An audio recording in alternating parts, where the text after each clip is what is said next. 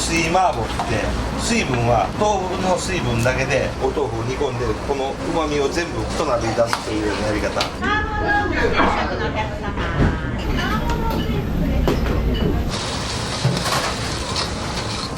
結構辛いんですけど、うまみとかも美味しくて。めちゃくちゃ美味しいですわ。そんな噂になってますわね。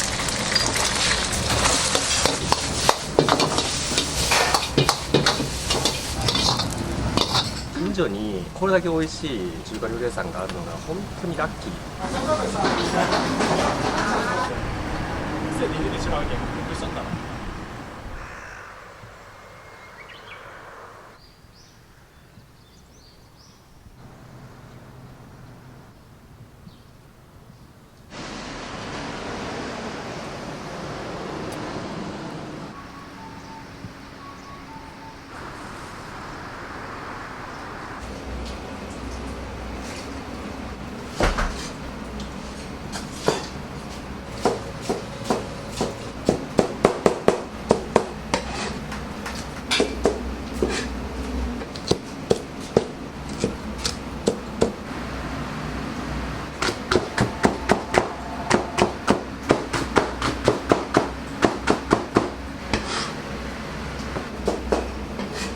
大体もうこうやって朝のうちに仕込みをね、お笑い職人、11時だったらパッとできるように。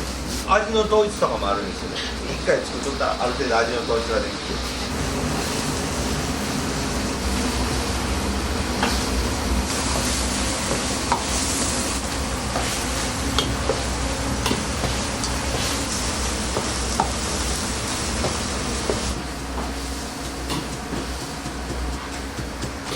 ネギのみじん切りなんですよ。縦にこうやって目を入れて横に切ったらみじん切りですね。うちはもう全部手切りで、だいたい1日1ケースぐらいですかね。1ケースで何本分ぐらいとか。20本ぐらい。うち売りが麻婆豆腐なんで、もう麻婆なんで、昼間はだいたい7、8割は麻婆になる時もあります。豆腐は100丁ぐらい出るんで、豆腐の量は徳島で一番です。小島さんはどうしてお店を、本当は野球やってたんですよ。小中高で野球してたんですよね。高校の時も大学の推薦まで決まってたんですけど、怪我しちゃって筋を切っちゃって、肘の野球の道が途絶えた時に野球から家帰ったらテレビがついてて、料理の鉄人でちょうど陳さんがテレビに出たんですよね。それ見て中華料理かっこいいなと思い出して、たまたま知り合いがいて、淡路のホテルに陳さんのディナーショーがあるから見てみないって言われて行ったんですよ。今から麻婆豆腐を200人前作るからちょっと見てみないって言われて、すごいそれに惹かれていって今の料理の世界に飛び込むことになったんですけど、かなり野球は熱心にされてた。少年野球の監督しながら料理してます。野球が好きだったんで、けど野球があったから多分今のこの料理の世界でもこうやって自分の店持ってできてるんだと思うし、野球がなかったら多分今の自分はないと思います。やっぱ俺らの時ってすごい厳しかったんですよね。朝も早くから夜もすごく遅くまで。修行時代は2年間ぐらいは鍋洗いっつってひたすら雑用ですね。3年目でやっと野菜とか管理してデザート、そっからが段階が一気に板場に入って伝票を読むところになって、直接お客様に食べていただける料理のところまで5年目の終わりぐらいにやっとそこまで行きました。6畳一間に3人が寝て、給料もそんなに高くなかったし、苦労しましたね。本当にしました。だから野球がまあまあ厳しかったんで、忍耐力とか礼儀もそうですけど、そういうことを野球で教えてもらってるんで、ずっと続けてこれたのかなっていうのはありますね。何回も辞めたいと思いましたよ。なんでこんな厳しい中で、それも東京で、僕育ちも生まれも徳島なんで、徳島帰りたいなって思いながら、1年目の冬に長靴なんですけど、長靴の中にスープが入っちゃったんです。100度以上ですよね。全治1ヶ月ちょっとの大やけどって、そんな厳しくて辛いんだったらもうやめようと思って、けど辞めるってなった時に挨拶に行かなきゃいけないんでもう辞めますって言ったんですよね。その時の料理長山下さんっていう人だったんですけど、その人がすごい剣幕で何を今までしてきたんだって、お前の努力って何だって言ってバカ野郎っつってさっさと着替えて仕事しろって言われたんです。その時の勢いがすごくてそのまま仕事したんですよ。それからですね、料理の世界で頑張ろうと。山下さんっていう人がもう辞めて帰りなって言ってたらこの店はないです。自分の中ではみんなに助けられたなって思いますね。今の店もそうですし、マネージャーもいなきゃいけないし、みんなの支えがなかったら多分今の自分はないんで、本当に感謝しかないです。独立されるまでは何年ぐらいかかったんですか11年ちょっとですね。30になる時に独立したんで、今45なんで15年前ですかね。俺が伝えたいのは若い子に、しんどくてもやっぱり継続してたら必ず自分のものになるっていう、自分がやりたい夢があるんだったら無理はしなくていいんで続けることが一番大事だと思います。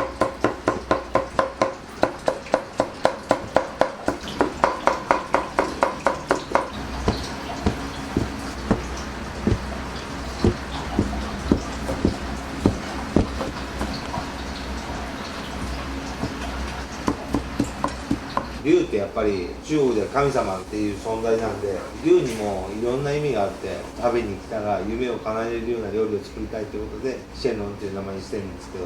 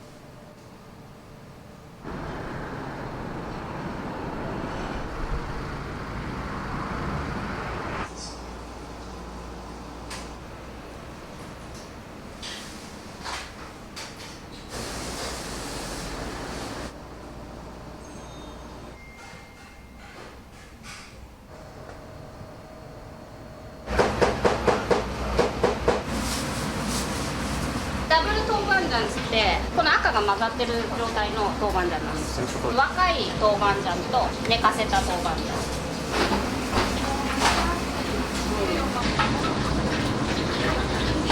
麻婆豆腐のさんこと多いから先に作っとくって6人前ぐらい。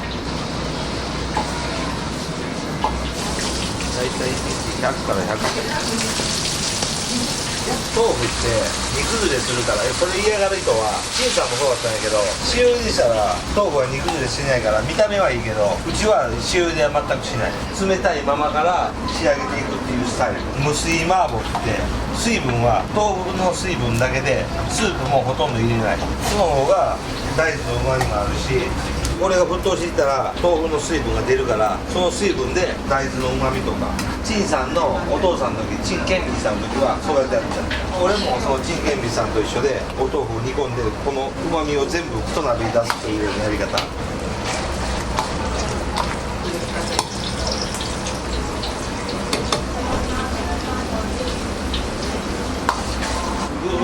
こで火を通す時に焦げる前まで熱する、それが一番のワンポイント。片栗粉入れて、片栗粉がぐーっととろみがついてしまっていく瞬間に、ここでよく火を通すということがうちの麻婆豆腐のポイント。ここで中途半端に火入れしたら豆腐がシャバシャバになったりするんで、とろみとかもこれも長年のキャリアでもう今まだ火が全然完全に通ってない状態だから、ここから火を入れていく。これありがとうございます。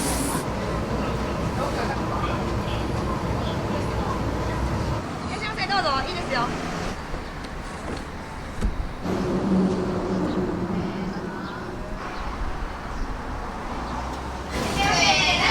チャンスー、どうぞチャンスー、麻婆麺。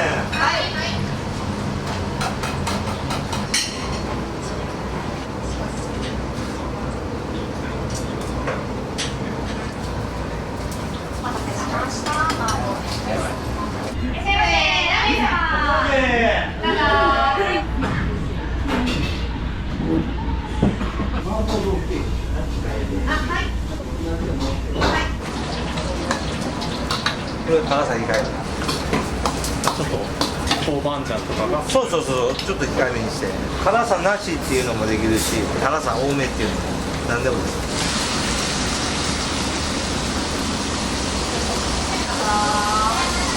辛さ控えめ、いらっしゃい。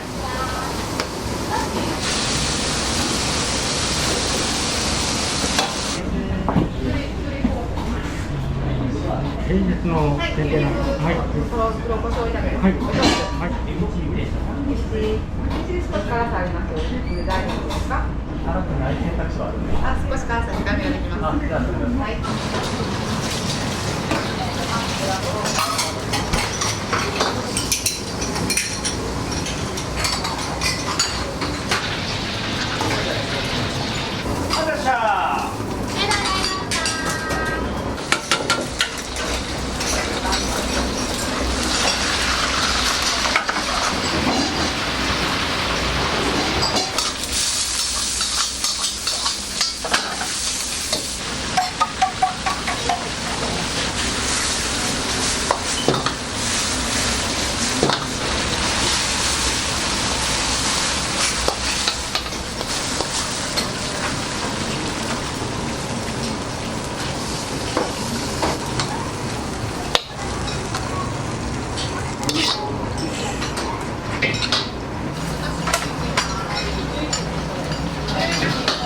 週替わりランチです。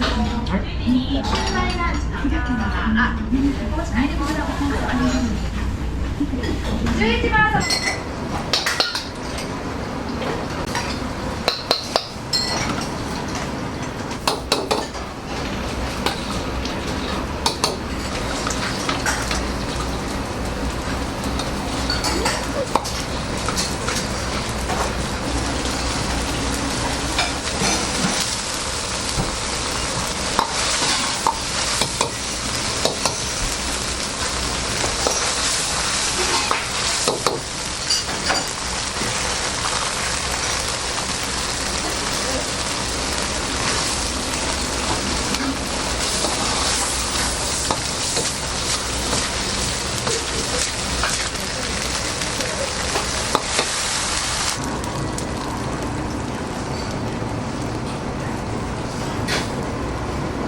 ダメです。はい、ご応募お願いします。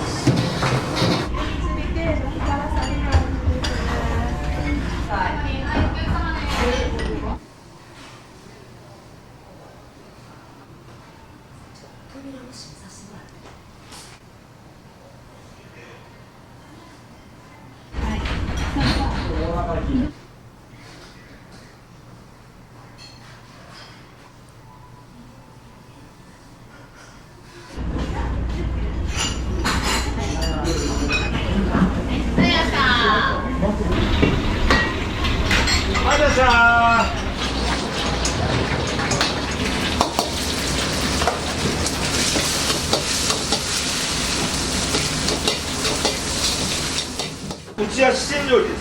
陳さんも四川料理。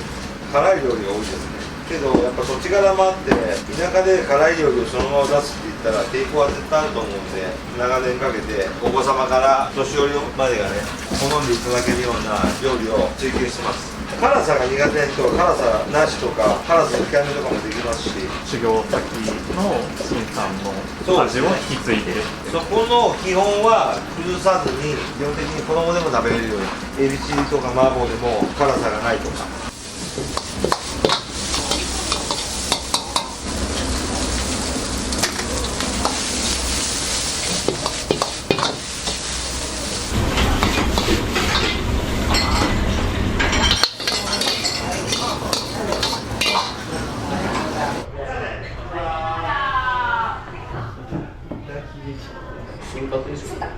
麻婆が全部ではい。させどうぞ。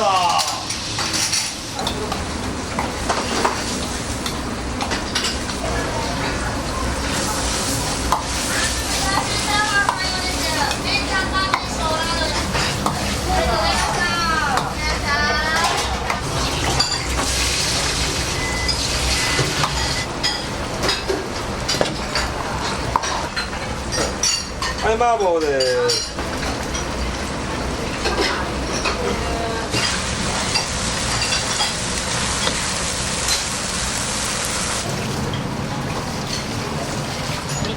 麻婆豆腐定食の辛さ控えめのお客様。はい。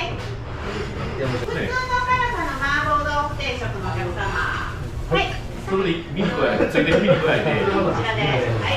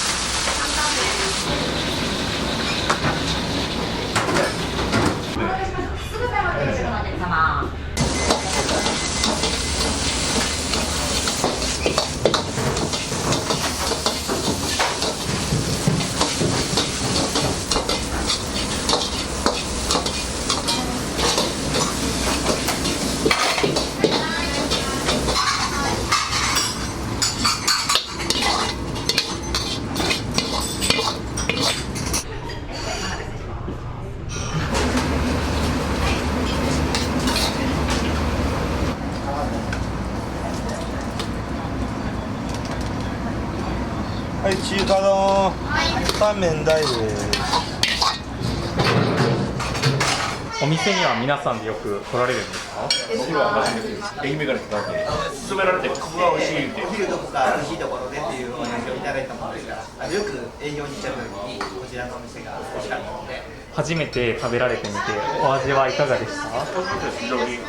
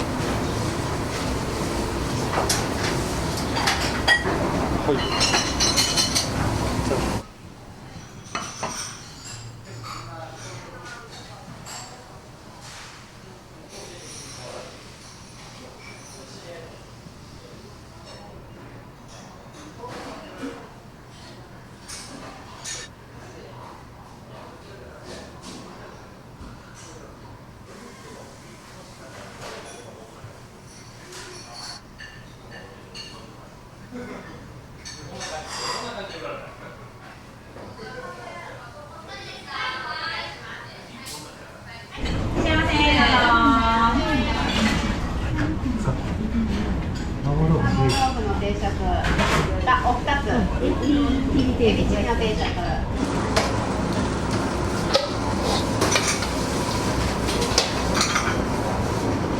麻婆豆腐の定食のお客様。はい、もう一個麻婆の定食です。はい、失礼します。いいですか？エビチリ定食です。普通盛りでよろしいですか？はい。失礼します。お店に来たら麻婆豆腐一択ですか？そうですね、本当に辛くて美味しいんで、結構辛いんですけど、うまみとかも美味しくて。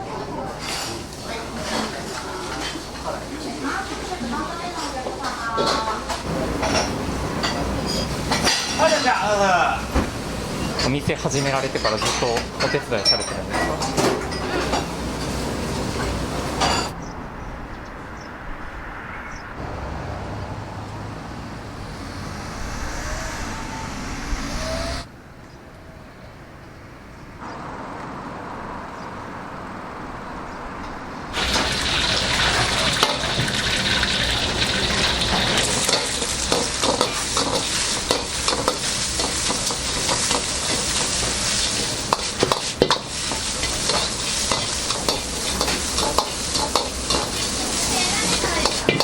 すいません。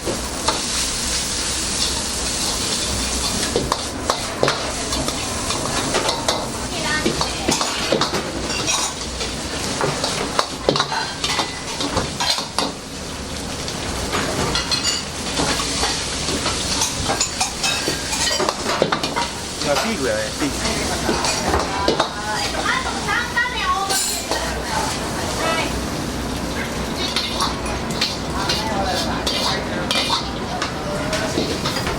あじゃあ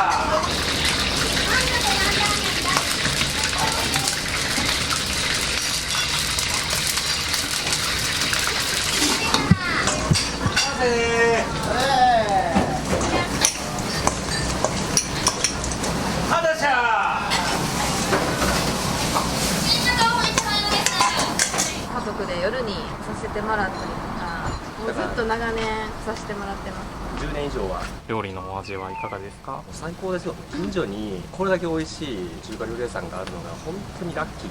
どれがお気に入りですか？やっぱり麻婆豆腐、ほぼ毎回頼んでます。私は酢豚定食。でもやっぱ麻婆豆腐かな。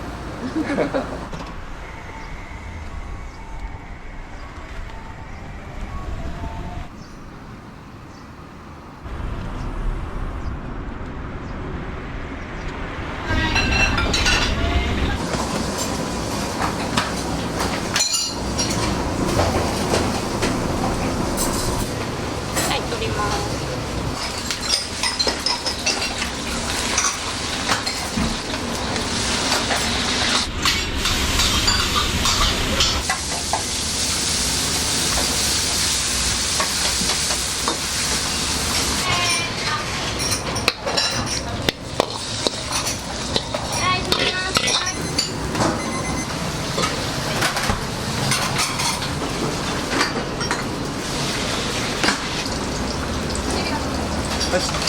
はい、もらいます。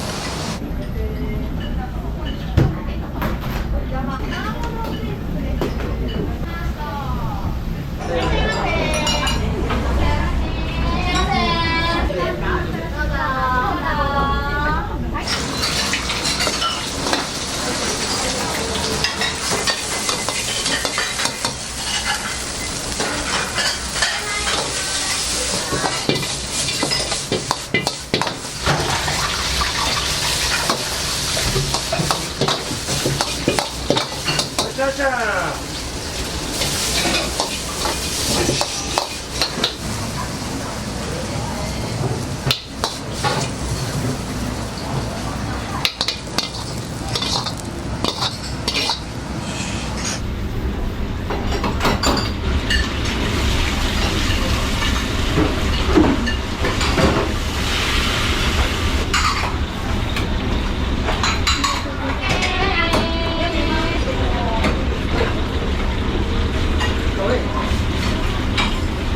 あらしゃー。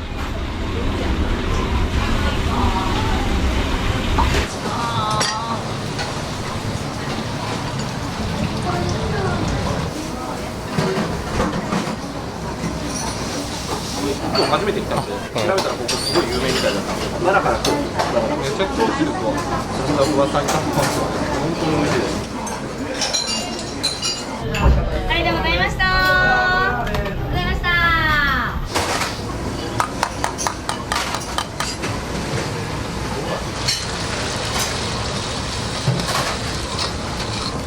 はい、辛さ多めで。はい、もらいます。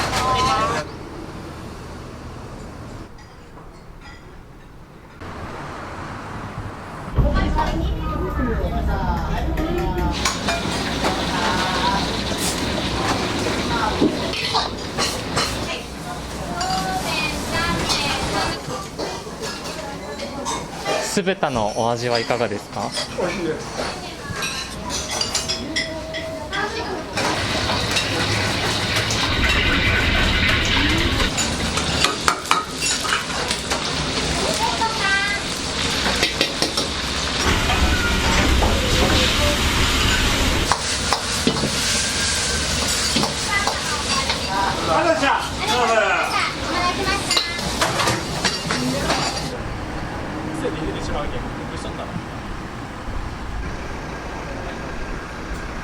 幸せ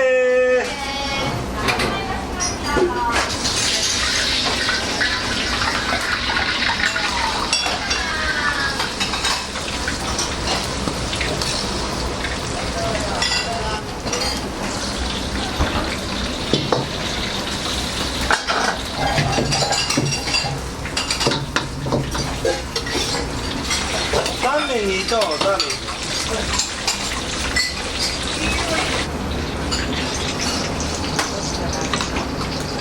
はいよ。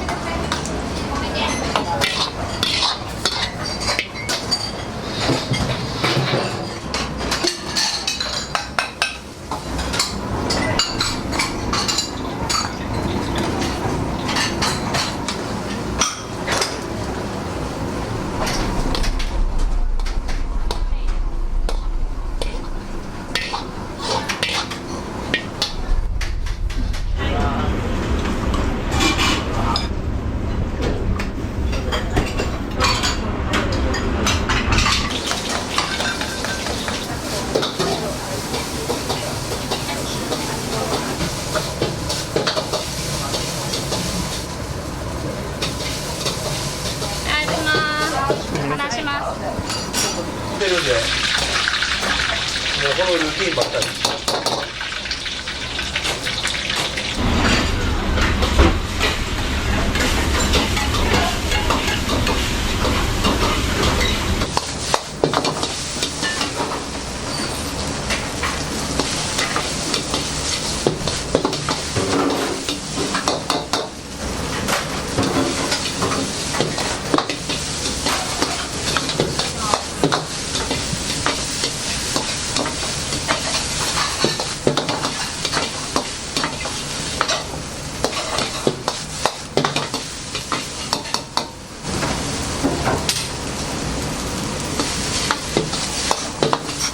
大がチャーシュー。チャーシューは2個ちょうだいですよ。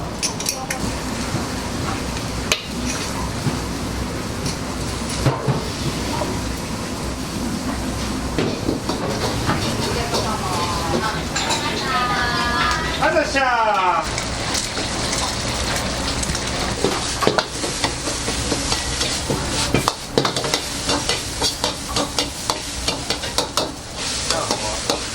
ちょっと固めに炊いとく。いい感じにバリバリやバラバラなんですよ。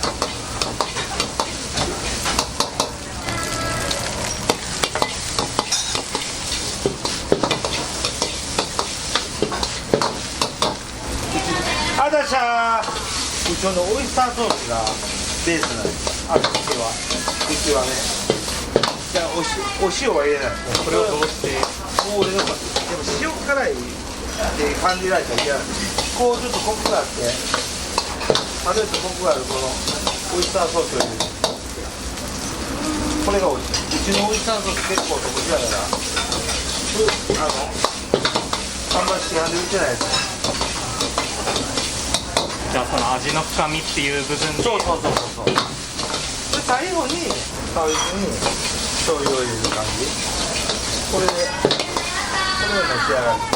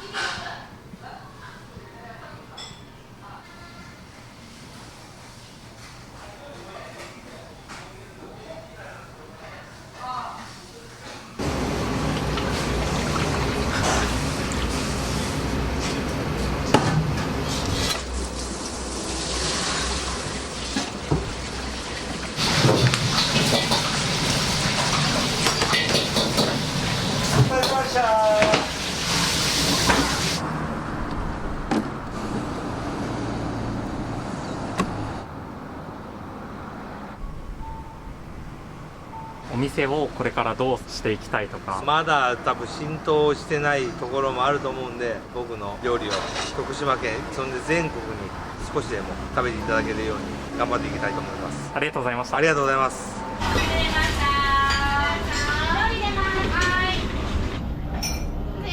様、何名様でしょうか。